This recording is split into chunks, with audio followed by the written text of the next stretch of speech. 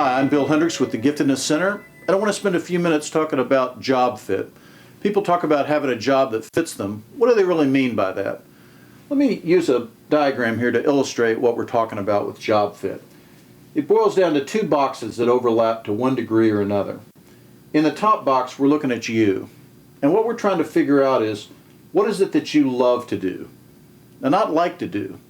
If people did what they'd like to do, they'd be on the golf course all day or whatever. No, this is love to do in the sense of what you're born to do, what you naturally, instinctively inclined to do. Every person has something, what we call their giftedness, that they naturally and instinctively are trying to do. And we've got a very powerful process at the Giftedness Center for figuring that out. Whatever that is, we look at it in the context of a bottom box, like a position or a job or career. Only we look at that position or job or career through the same lens of motivation as we look at the person. And we're trying to figure out what's really required to satisfy the expectations of whoever's paying for that job or position or career. There's always expectations, and hiring is about expectations. Whoever's paying for that job has an idea of what success in that role really looks like.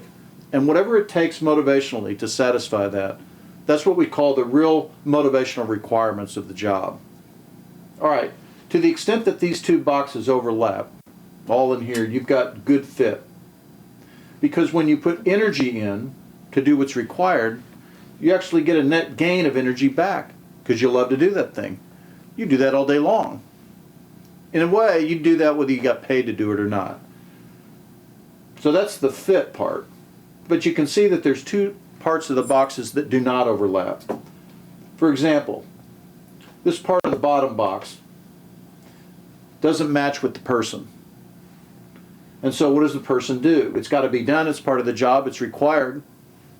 So you have to extend yourself out to cover that. Only now we're working out of what we call can do. You can do it, but you don't love to do it.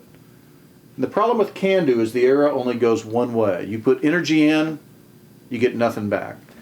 And every job has a certain degree of can do to it. You may be thinking of parts of your job that, boy, you really can't stand, or that maybe you'll do them, but you have to gin up a lot of energy to make it happen. That's can do.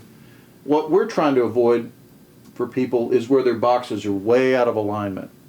They've got all this can do going out, all this energy that they're expending, and they're getting very little back.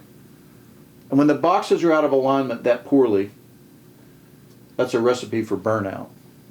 That's what you want to avoid. But now there's also part of the person that the job doesn't ask for.